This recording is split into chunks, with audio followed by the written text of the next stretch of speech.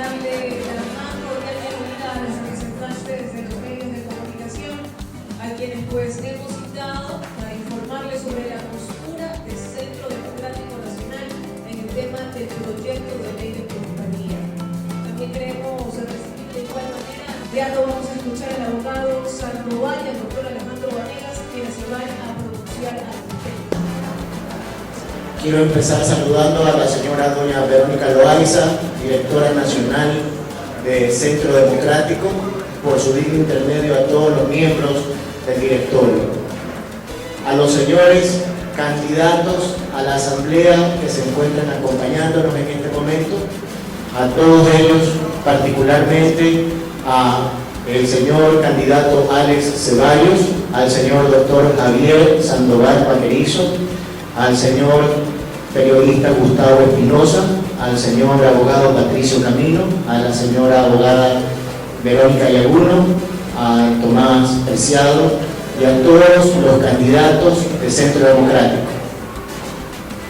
Como consecuencia de las circunstancias políticas que vive el país, responsables con los sentimientos de los ecuatorianos, el bloque de candidatos a la Asamblea del Centro Democrático desea manifestar su rechazo a la denominada ley de plusvalía, que se constituye en un castigo al esfuerzo ecuatoriano. No existe justificación social, ética, moral o de ninguna naturaleza para que se haya enviado esta ley con el carácter de económico urgente a la Asamblea. Y debo manifestar en mi nombre y en nombre de todos los candidatos del Centro Democrático que los ecuatorianos deben tener la certeza que nosotros vamos a luchar con todas nuestras capacidades intelectuales, académicas, físicas, para impedir que se consuma este atentado contra el núcleo familiar ecuatoriano y contra el patrimonio que con tanto sacrificio todos los ecuatorianos logran hacer a lo largo de su vida para beneficiar a sus familiares, a sus hijos, a sus padres, a sus hermanos y a todos quienes componen el núcleo familiar ecuatoriano. Centro Democrático es un movimiento sensible con el núcleo familiar. Desde Guayaquil, desde Guayas, unidos como los caracteriza, siendo uno, les manifestamos que vamos a combatir y a rechazar esta ley de plusvalía. Hasta aquí mi intervención. A continuación, el señor doctor Javier Sandoval Vaquerizo. Muchas gracias.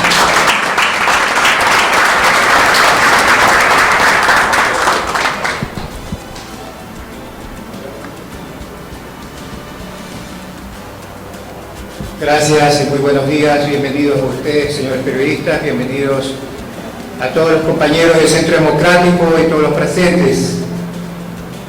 Primero quiero comenzar comentando el hecho de que esta llamada ley orgánica para evitar la especulación sobre el valor de las tierras de fijación de tributos resulta ser una ley que está fomentando la especulación. Aparte de ello, el proyecto resulta inconstitucional. Primero porque la Constitución de nuestra República, en el artículo 136, con claridad manda a que en cada proyecto solo se deberá tratar una sola materia.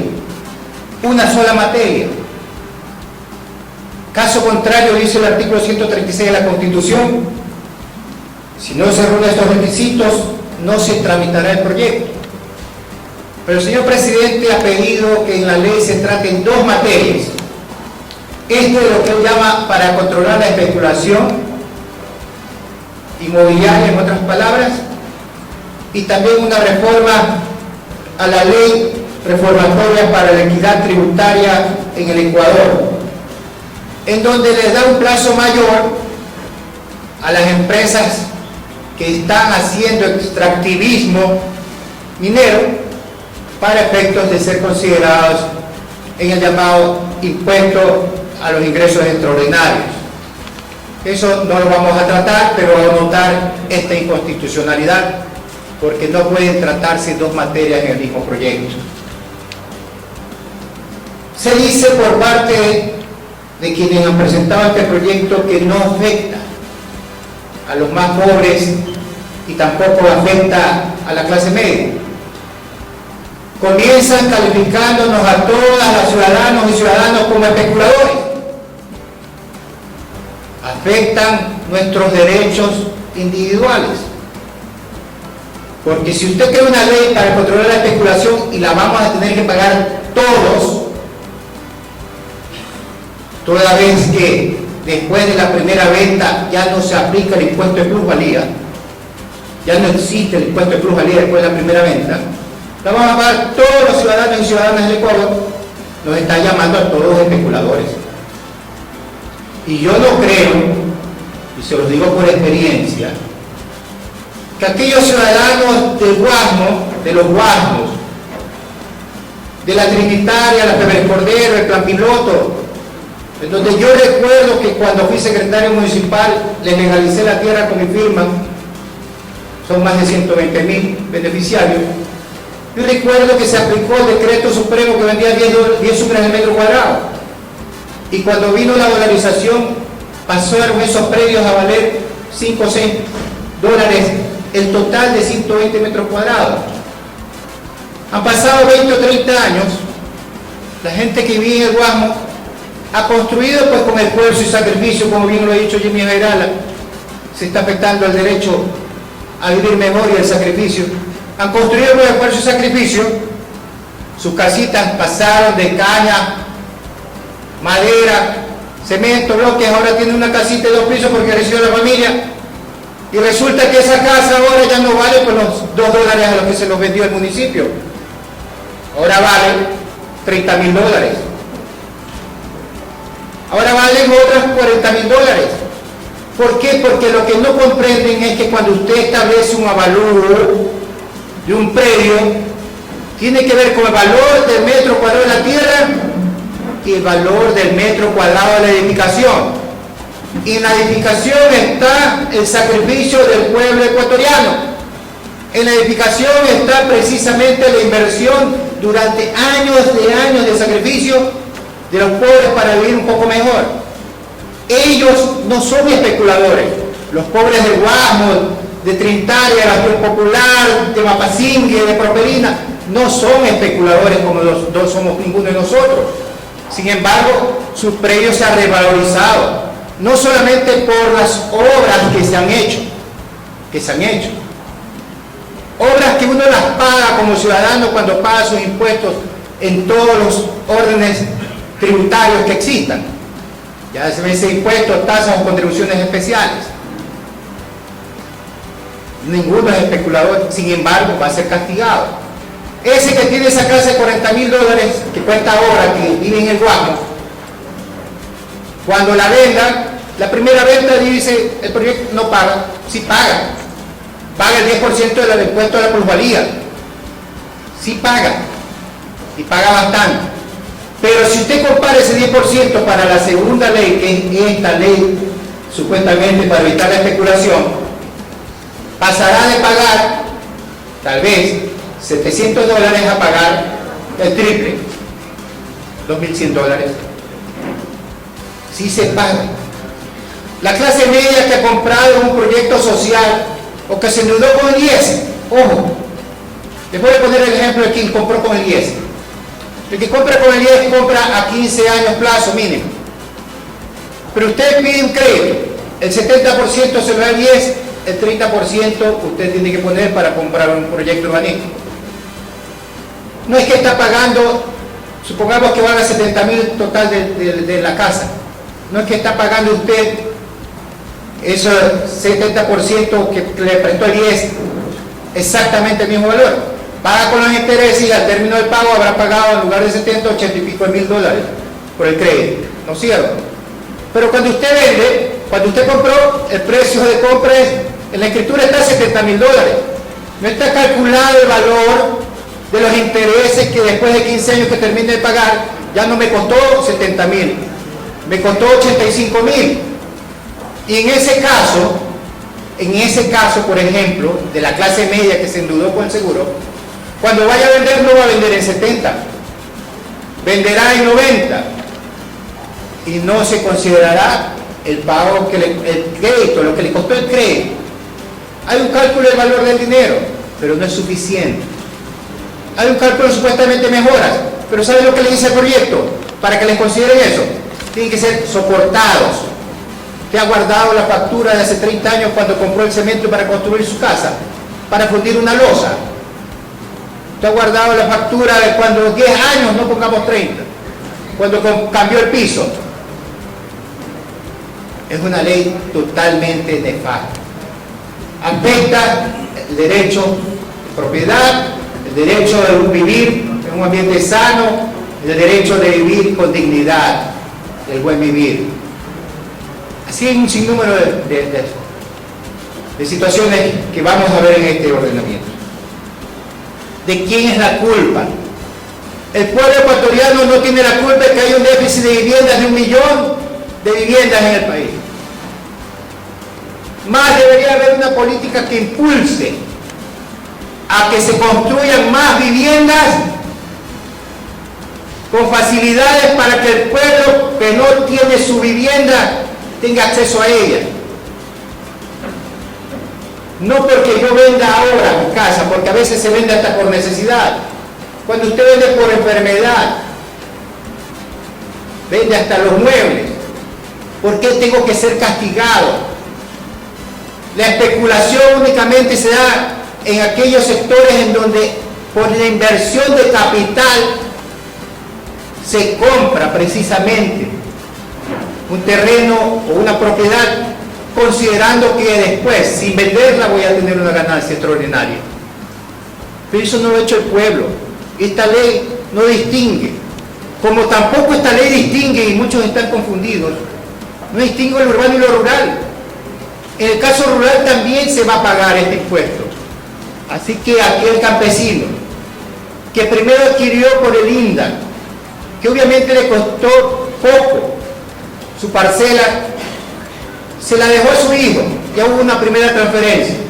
Luego venderá su hijo porque quiere cambiar de vida. Resultará que pagará la diferencia como que si fuese especulador. Eso es este proyecto. Esos son ejemplos reales que lo pueden ustedes verificar con toda facilidad. Se habla también de que no pagarán supuestamente las inmobiliarias, los que están generando nuevos proyectos urbanos. Pero hay una trampa. Ahí dice que no pagarán el impuesto de plusvalía. Y esto es derecho público. El impuesto de plusvalía es el existente, es el de la primera venta. No, claro que no van a pagar el impuesto de plusvalía. Si uno no paga, no están descubriendo el agua tibia con eso. Pero sí se pagará después el impuesto extraordinario a la llamada especulación. Esto, entre otras anotaciones, podemos ver en este proyecto. Inconstitucional, como he dicho, en razón de que tiene dos materias en lugar de una, y definitivamente atentatorio a los derechos de la ciudadanía. Nuestra posición como bloque de candidatos a la Asamblea por Centro Democrático Lista 1 será llegar a la Asamblea Nacional e inmediatamente proponer un proyecto derogatorio de esta ley, porque efectivamente, como cortina de humo, hoy nos lo regalan como un regalo de Navidad, nos lo dan como un regalo de Navidad, para que mientras estamos pensando en cómo reunir el centavo para comprarle algo para nuestros hijos o para hacer la cena, nos mandan tremendo golpe. Vamos como bloque, digo, ahora que lleguemos a la Asamblea en las elecciones del 19 de febrero, e inmediatamente a proponer la derogatoria de este proyecto, de esta ley. Pues, ¿por qué digo esta ley? Porque los 100 asambleístas que manejan actualmente el gobierno van a aprobar a ojos cerrados, aunque sepan que daña y destruye el bienestar de las familias. Y esa posición es la que compartimos con nuestro líder, Jimmy Jairala, y esa es la posición irrenunciable del Centro Democrático. Muchas gracias.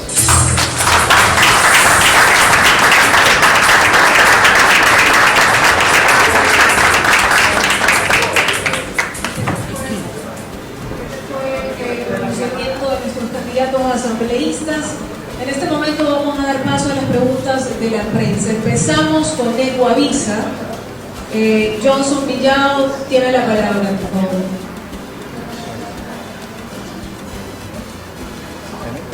Señores asambleístas, ustedes van a estar a punto siempre. ¿Desde cuándo empezará la campaña a recorrer los sitios marginales donde más se les necesita? Ya lo estamos haciendo.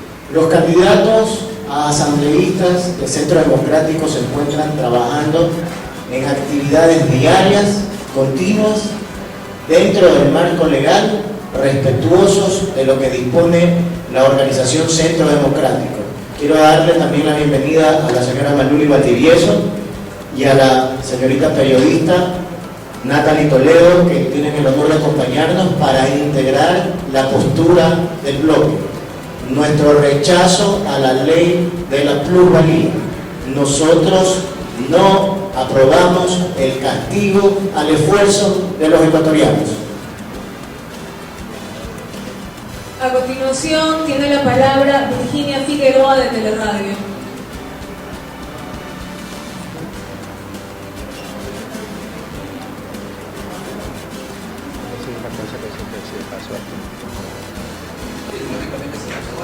¿Qué va a pasar ahí? ¿Crearían entonces una demanda de inconstitucionalidad? A ver, es deber de la Asamblea cumplir con lo que la Constitución le ordena. Y el artículo 136 de la Constitución obliga a no tramitar el proyecto que incumpla los requisitos que esta norma señala. Entre ellos, el que no se puede tratar en un mismo proyecto dos materias distintas. No puede tratar usted la creación de un impuesto que tiene que ver con la plusvalía con un impuesto que tiene que ver con la ley de equidad tributaria, que tiene que ver a su vez con los extractivistas mineros. De tal forma de que primero debería de la Asamblea considerar la inconstitucionalidad de esto y devolver o no tramitar el proyecto. Caso contrario, si pasa el proyecto, estudiaremos nosotros para, una vez de que sea aprobado y sea promulgado, la posibilidad de plantear acciones de inconstitucionalidad. Una cosa que se me estaba pasando también, esta ley también trata otra cosa. Ha incorporado como norma que la Superintendencia de Ordenamiento Territorial pueda destituir a alcaldes por la no aplicación de esta norma. Es decir, un superintendente, algún funcionario administrativo podrá destituir a los alcaldes por esta ley si no aplica debidamente lo que propone esta ley en cuanto a la determinación de la base imponible para efectos del cobro de este impuesto creado en esta ley. Le dan una nueva atribución al superintendente de ordenamiento territorial, creado hace poco en una ley que fue aprobada hace pocos meses atrás para el ordenamiento territorial. Una nueva atribución que es peligrosa porque obviamente será, y lo más grave de esta atribución que señalan, violando el debido proceso, que se hará conforme al procedimiento que deba organizar o definir el funcionario correspondiente. Es decir, si creen que debe ser brevísimo el procedimiento, se lo harán y será destituido a la autoridad del GAT municipal que no haya aplicado esta norma. Una forma más de sujetar a los alcaldes. A continuación, Pero el proyecto ha sido enviado de urgente, ¿sí? Eso significa que la bancada local va a votar a favor de ese proyecto, va a ser la ley de la República. Ahora, el presidente Correa, que es el idealista del proyecto, dice que no afecta a los que menos tienen, sino a los que más tienen. En ese orden, ¿cuál es el criterio de ustedes? Vuelvo a reiterar, señores periodistas, para Centro Democrático, este se constituye en un impuesto que castiga el esfuerzo de los ecuatorianos. Es un impuesto que castiga el esfuerzo de los ecuatorianos. Esa es la posición de Centro Democrático, esa es la posición política. Y todo el bloque de candidatos tiene por objeto defender el núcleo ecuatoriano, rechazando el contenido de la ley de plusvalía. A continuación, Graciela Arce de Telegram, tiene la palabra. Gabriela Arce. Muy buenos días. Mi pregunta es la siguiente. Ustedes están hablando de defender al núcleo de la familia. Eso de alcanzar la Asamblea Nacional. Pero actualmente, ¿ustedes se unirían a la marcha que ya han anunciado algunos candidatos o algunas personas también que son opositoras a esta ley de plusvalía? La posición del Centro Democrático se expresa a través de sus voceros oficiales. Si resolvemos tener una posición distinta a la que hemos anunciado hoy día, la conocerán en forma oportuna y a través de sus voceros. A continuación, Luis Varela de Radio Sucre. Muy bien la explicación que usted dio sobre la ley de plusvalía. La pregunta es si esta ley ya entra en vigencia. Al parecer, mi posición sería que va a entrar por la ley, lo llaman. ¿Qué va a pasar con los alcaldes? ¿Van a ser destituidos si es que esto no empiezan a recaudar? ¿O cómo es la ley? Porque la ley del total es independiente a la resolución que adopte la Asamblea. ¿Cómo es la figura, doctor? Pero aquí están creando una nueva figura con atribución dada a un órgano que recién está en formación. Pero definitivamente quien va a sustanciar esos procesos será el superintendente de ordenamiento territorial. Darle una atribución de esa naturaleza a un funcionario público que tiene estrictamente una competencia administrativa sería violatorio al debido proceso. ¿Qué se puede hacer? La aplicación de la ley estará dada precisamente a partir de su promulgación, pero definitivamente para la implementación de los nuevos catastros, porque esto va a obligar también a que todos los municipios actualicen sus catastros. Y hay otra cosa grave respecto de esto. En el momento que van a actualizar sus catastros, determinar los nuevos avalúos como quiere la ley, en ese momento la carga impositiva, es decir, la base imponible para pagar el tributo que es el impuesto predial urbano o rural, se va a incrementar. Vamos los ciudadanos también a pagar más por impuesto predial urbano, de tal forma de que de una u otra forma todos los ciudadanos, porque ninguno, si hay excepciones en función de lo que la misma ley señala, todos los ciudadanos vamos a estar afectados en nuestros derechos. Es por la catástrofe, por la tabla de CRI, por la venta. Es que es el mismo efecto. Como la ley lo obliga para que aplicarle este nuevo impuesto para evitar la especulación supuestamente inmobiliaria, hace que los municipios vuelvan a evaluar su predio, el predio de cada ciudadano. En el momento que lo va a evaluar, va a decir, como la ley propende a subir el valor para evitar estas distorsiones entre el valor real y el valor catastral, entonces en el momento en que los municipios le aplican el valor real, si su predio vale $40.000 y el municipio está con un avalúo de 20.000, en el momento que usted le suben a 40.000, que es el valor real, en ese momento usted paga su impuesto predial urbano mayor al que está pagando ahora sobre la base de 20. Y cuando usted vaya a vender, como usted compró en 10, usted pagará entre la diferencia.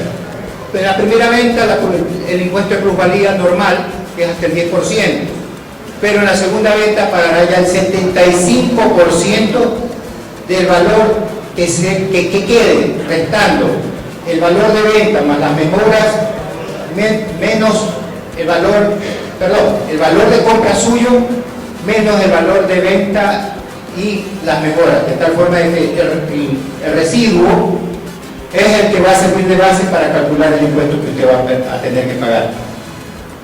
A continuación, Douglas Ángel de CR.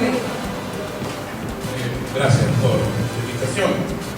Aprovechando que está un grupo tan selecto de candidatos a asambleístas y tenerlos a todos juntos, quisiera escuchar también vuestra opinión, quisiera escucharla a la candidata Maluli, Distrito 1, en su calidad de madre, y al doctor Sandoval en su calidad de jurista, sobre el tema de las declaraciones del presidente de suspender la prisión a los padres, a los papás que adeudan pensiones alimenticias, que también está creando una polémica porque va a tener que hablarse de una reforma al Código Penal o una situación. O sea, como madre, ¿usted qué opina de, no sé, si dejar desamparado a los niños con el pago de las pensiones alimenticias, y al doctor Sandoval sobre el tema jurídico de este proyecto que es altamente polémico también?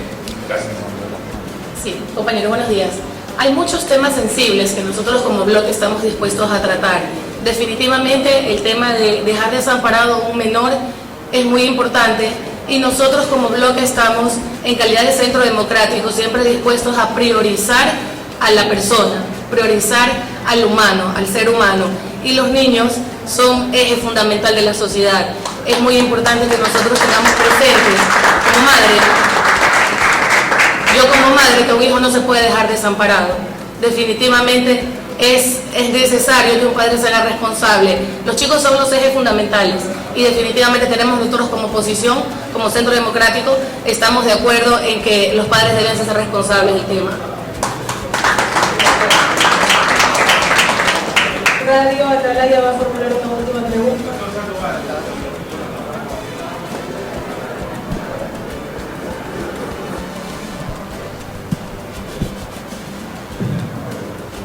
Definitivamente siempre lo que tiene que prevalecer y va a prevalecer desde el Centro Democrático es la concepción de que el niño, los niños, niñas, adolescentes merecen atención prioritaria del Estado y de toda la sociedad en conjunto. Ellos son el futuro de nuestra patria y a ellos nos debemos, los padres. Y no va a haber ningún padre de familia exento de esa responsabilidad, así desgraciadamente no tenga empleo. Tendrá que hacer el esfuerzo necesario para cumplir con su obligación de darle la manutención, alimentación y protección a todos niños, niñas o adolescentes que estén en edad de recibir ese derecho. De tal forma de que, si es que el proyecto de ley deja alguna puerta abierta para que esa responsabilidad se incumpla, Centro Democrático analizará el proyecto y obviamente estará en contra porque afecta a los derechos de esos niños, niñas y adolescentes.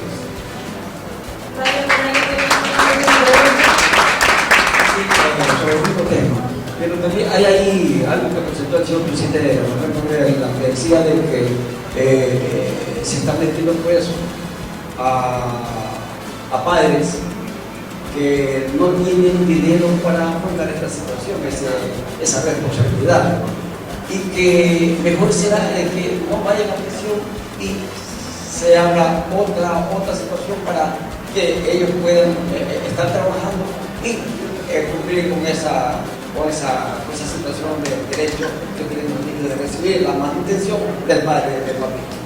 Y yo pregunto, ¿y mientras el padre consigue trabajo, los niños no comen? De alguna forma debe darse la responsabilidad para que los niños no dejen de ser atendidos. Esta forma de cuidado nos convertimos nosotros en alcahuetes de irresponsables que antes de pensar en hacer hijos deberían de pensar precisamente en cómo mantenerlos. De tal forma de que nunca estaremos resolviendo